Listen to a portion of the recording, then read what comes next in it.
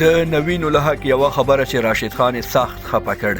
راشد خان ولې او په کومه خبره له نوین الحق څخه خفه شو؟ بشپړ حال په دې ویډیو کې وګورئ او افغان میډیا چینل سبسکرایب کړئ. بیګا مهام راشد خان د خپل شل لوریز کیریار یو تر ټولو لوی او حیرانونکی ریکارډ تکمیل کړ. دا ریکارډ په شل لوریزو لوبو کې د نړۍ پر کچه د زیاتو وکټو اخیستلو و.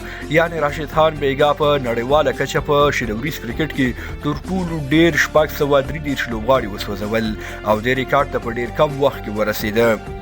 راشد خان ته په نړیواله کچه مبارکیانې ورکول شوې او د تشویق لپاره یې غبرګونونه وښودل شو. د دې غبرګونونو له منځه یو یې د نوین الحق دی چې زموږ هیوادوالو ترې ډرامه جوړه کړې ده او هغه یې د نوین الحق بدي ګڼلې، خو اصلا خبره څه ده؟ د راشد خان او نوین الحق ترمنځ په کومه خبره په سوشل میډیا کې رانجه وشوه؟ ویډیو تر پایه وګورئ، په هر څه به پوه شئ. نوین الحق په انسټاګرام سټوري راشد خان ته د 633 لوبغاړو د سوځولو وروسته ولیکل چې خانه یوازینی لوبغاړی زه یم چې شل ورځو لوبو کې دی نه یم سوځولی.